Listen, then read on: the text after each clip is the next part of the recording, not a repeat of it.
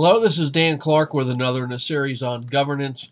Today, improve the efficiency of a board meeting by using a consent agenda. The idea of a consent is that we know the board will consent and vote for it. All they have to do is see it. So the consent agenda is simply another category on the agenda, and all of the things that are consensual or believed to be consensual are added to the category consent. So the board can adopt the whole thing with one vote. Now that, of course, means that the board's going to adopt everything that's on that agenda. But what I see happening is people are really warmed up to the idea of having a consent agenda, and that's great. It's going to save time. The meeting will move along a lot quicker.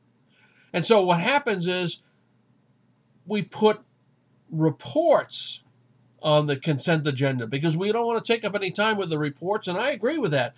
Most reports do not need to be discussed at board meetings. You read the report before the meeting, and then in the meeting, you just cover what needs to be discussed, debated, and decided. So 2 things to talk about. 1, what goes on the consent agenda? Start with the minutes. Most of the time, the minutes do not need discussion or debate before it's decided. If you have a grammarian on the board, then what you do is you get the person who drafts the minutes to send them to the grouchy grammarian and get that person's okay, then publish the draft with the agenda packet and expect it to be approved on the consent agenda. Other things to go on consent, I'm not going to be specific, I'm going to be categorical. They require board to decide. They generally require no debate or discussion. And they appear in paper in the agenda packet, so that if there's any complexity at all, the directors can read that to make sure what they're deciding, and they're going to decide. Now, the protection for any directors that would have no part of this, no, I don't want you blowing anything by me. Okay, all right.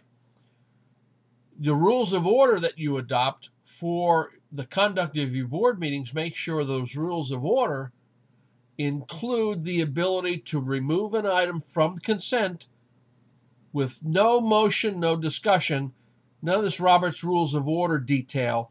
If a director says, please pull item 2, you pull it. The chair pulls it, and depending on the chair's style, either takes that item up now or delays it until later. We'll cover that later. We'll find out what you don't like about it, and then we'll discuss it.